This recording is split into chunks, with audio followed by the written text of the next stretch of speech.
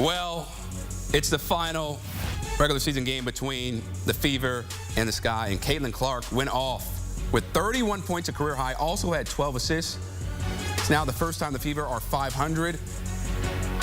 It's the first game of the season that they scored 100 points or more in the year. Special night for Caitlin Clark and the Fever as they win 100-81, their largest margin of victory of the year. Angel Reese, 23rd double-double of the season, a rookie record, 10 points, 11 boards, but Kelsey Mitchell was spectacular for the Fever, 23 points. Melissa Smith down low also 14 and 7, great defense from Lexi Ho. Of course, Chicago without their star guard, Kennedy Carter. Time now to bring in CBS Sports WNBA analyst Tarika Foster-Brasby to discuss the Fever just handling the Sky on Friday. So Caitlin, as we talked about, went off for a career-high 31. Angel sets another record. But the Fever win this season series 3-1. What stood out to you the most from this game?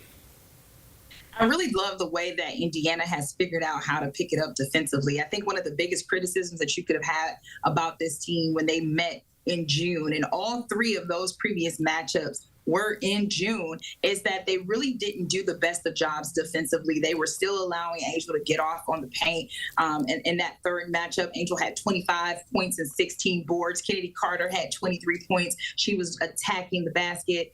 It was very difficult for them to get some paint presence from the defensive end. Tonight, they very much have a paint presence on the defensive end. This Fever team is really playing a style of basketball that is dangerous as we look towards going into the postseason. They were crashing the boards. They were shooting the ball incredibly well. They were really making it difficult. I know that Angel Reese has a double-double, but it was like last minute that she was able to notch that double-double because they were giving her and Camila Canoso some trouble down there inside in the paint. And so I love what I'm seeing from this Indiana team as it relates to picking it up defensively. So they're picking up defensively, and that's something that Christy Sides has stressed before in the past, and right now they're clicking on that end as well as on the offensive end. But when it comes to Rookie of the Year, I know it's gotten blown out of proportion so many times, Tarika, but who would you pick right now?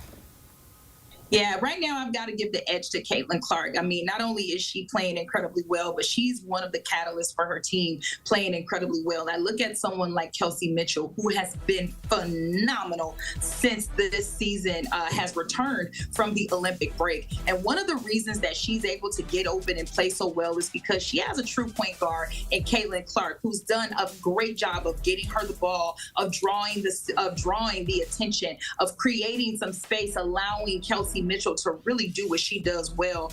And they figured out how to play with each other. Caitlin Clark has honestly shown up and shown out since this Olympic break. She has also taken the time to really understand her teammates, their mannerisms, their characteristics, and it has allowed them to play more in rhythm. At this moment, I am giving the edge to Caitlin Clark in the Rookie of the Year race, and games like tonight help to make that case. 100%, yeah, I'm with you. I think Caitlin Clark deserved the Rookie of the Year based on the way she's played, especially in the second half of the season, but also the tail end of that first half. Angel, special season as well. But when it comes to the Fever and their postseason outlook, Tarika, they're right now in 6th place. They hold the tiebreaker over the Mercury. How far do you think they can go in the postseason? Of course, depending on who they get with that 3rd seed.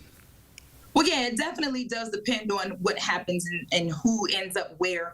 You know, I was on the call for that Indiana-Connecticut game earlier in the week, and it was a potential playoff preview. At the time, Connecticut held the 2 seed. At the time, Indiana held the 7 seed. And so just getting a look at that was very scary. I think that this Fever team is hot at the right time. I think they're clicking at the right time. I think their chemistry is playing well into their favor. And the good thing about it is that they have a couple more matchups that can really test them. They've gotten some very convincing wins over some plus 500 teams, and that's going to be great for your confidence as you are moving towards the playoff picture.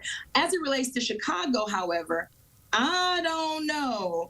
It's difficult to say whether or not they will remain in the playoff picture, but I'm going to say yes. And I'm going to say yes, Chris, only because I strongly believe that they have some matchups coming up here in this last final couple of weeks that can really tell the story, one of which is against Atlanta. And Atlanta is the team that is currently trying to fight for that number 8 spot. But I also want to say Washington is not mathematically eliminated. And they're a team that you might want to keep your eye out on as we look towards down the stretch of who could be vying for that number 8 spot. So I'm 50-50 on Chicago. They're in there now, Chris, but I don't know for how long if they can't find a way to get some offense on the board. Well, I'll definitely know this. They want Kennedy Carter back sooner than later because she provides so much for them when it comes to scoring and spacing. Terrika Foster-Brasby, always a pleasure talking to you. Thanks, Chris. And guys and ladies, we have more Fever action coming up right here on CBS Sports Network Wednesday at 7.